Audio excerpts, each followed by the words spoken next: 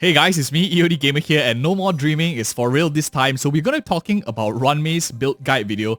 Amazing design character, really love it so far. We'll talk about some like trash holes to meet, but first things first, let's get into the combat screen, shall we? So we can see a bit of animations and we can talk as it goes along too. I'll teach you optimal rotations and everything you need to get started.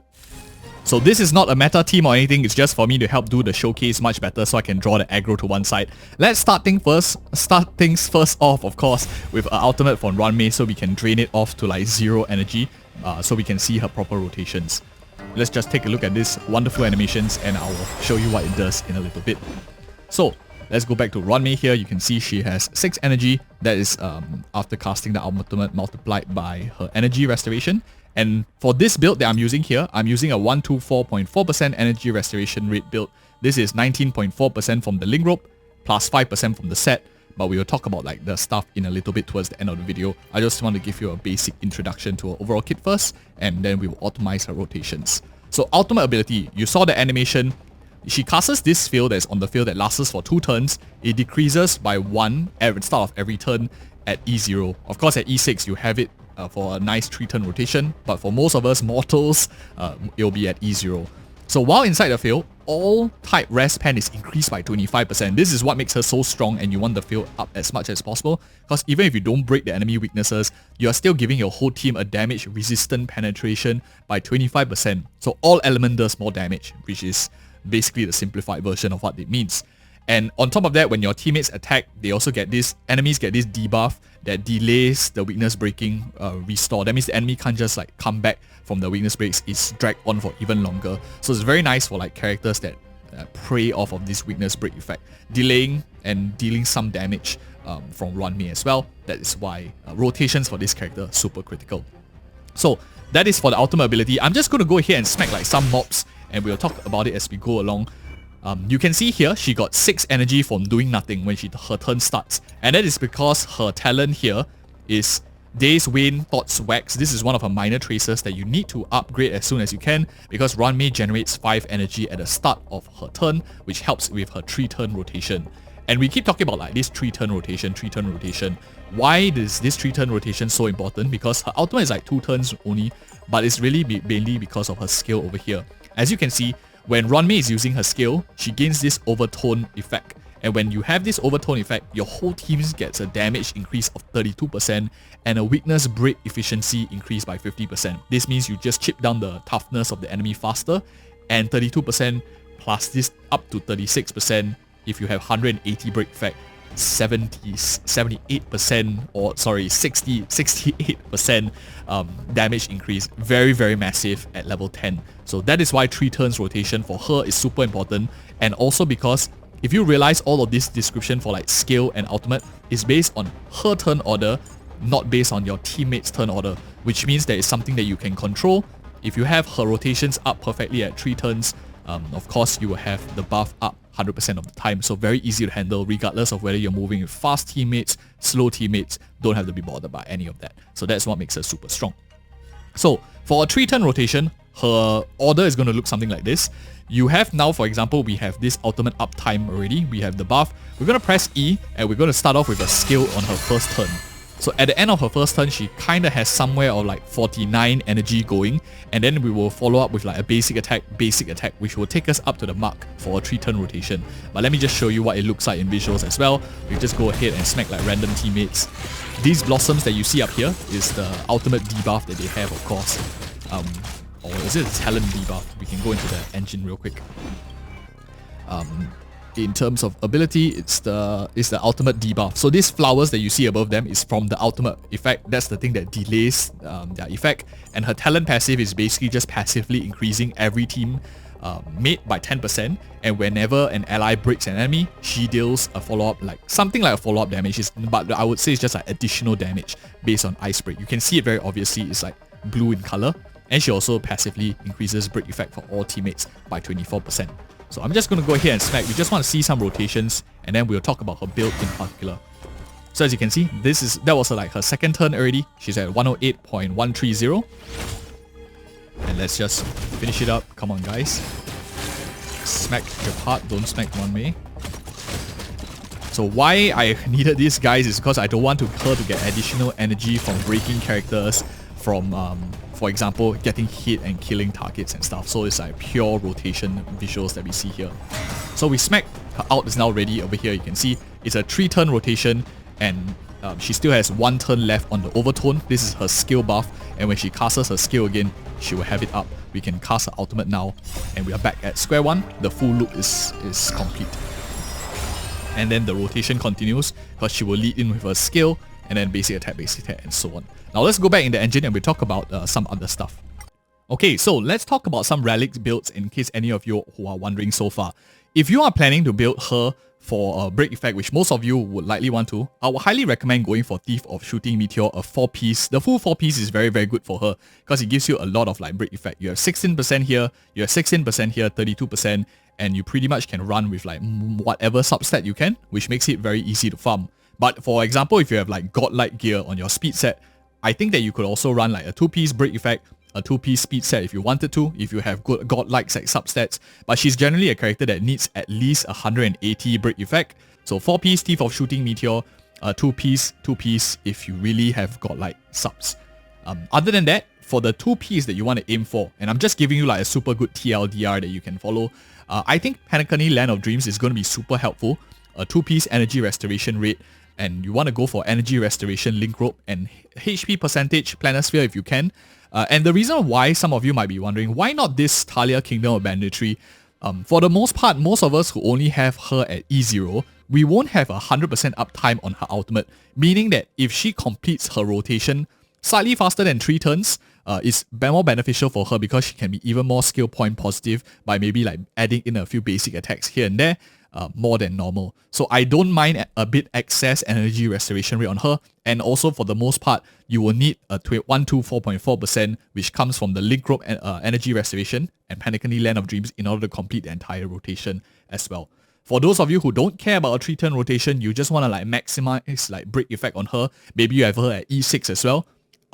I think Thalia Kingdom of Banditry is okay to maximize her own individual damage. But the catch is you might need to have a bit of good RNG, or maybe you're fighting into ice weakness enemies where if she breaks or she kills a target once or twice, or she gets hit once or twice, you can able to like bridge the difference between Panacony Land of Dreams, the energy restoration rate, and Thalia Kingdom of Banditry. And as for main stats that I'll be looking for Thief of Shooting Meteor, I think feet I'll go for speed. For body, I would likely go for HP percentage just to make her a bit more chunkier. You can go defense if you wanted to, and the reason for that is some of you might be running a 3-star Lightcone Mashing Cox, which is slightly weaker in terms of HP scaling, defense scaling. You don't want her to be too squishy like Tingyun, for example. And I'm just looking for as much break effect as I can, or speed on this character, since she's based on her own rotations. And out of all of like the light cones in the game right now, where we can see over here in the harmony section, I think a few that works really well is, for example, the Memories of the Past. This by far is going to be her most important light cone, because at Super Imposition 5, this gives you 8 energy, which will just nice complete her entire rotation of skill, basic attack, and it also gives you break effect, which she really needs, which reduces the amount of requirement on your substats too. So easier to build, gives her exactly what she needs, 3-turn rotation, very good. Only catch is Super Imposition 5, so it's quite expensive to run. Now the other option that you can run is Mashing Cox, and I'll talk about exceptions in a bit where you can actually deviate from this. So if you have Mashing Cox at Super Imposition 5, which most of us should have if you do a couple of pulls, if you accidentally like send them in for EXP, I'm sure you'll get it back as you're pulling for new characters here and there. But this is a free-to-play light cone. Additionally gains 8 energy per turn. This helps her complete her 3-turn rotation, but downside of course it has a little bit less HP, less defense as well. So that is like a caveat. Now, the other options here, like Battle Isn't Over, Dance, Planetary Rendezvous, all of these other light cones, they are good light cones, but might not be best in slot for her, Ruan Mei, especially if you do not have characters, for example, like Tingyun, or you don't have a character like Huo, who is able to buff energy to the entire team. Because if you don't have someone feeding her the energy in some way, she won't be able to complete a 3-turn rotation. And I personally prefer her flexibility of fitting to any team comps that she is, because that's one of her key strengths, like being able to fit into most teams that she plays in. So if you want like the other light cones, like Battle Isn't Over, this energy restoration rate here, 10%, is not enough to hit that 3-turn rotation guaranteed. So there is like a slight deficit. And same thing for her signature Lightcone. You are not guaranteed to hit a 3-turn rotation unless you at least get hit once, or you are able to somehow like land a brick on the enemy, kill an enemy target for Ruan Mei herself, or some battery that's falling into her.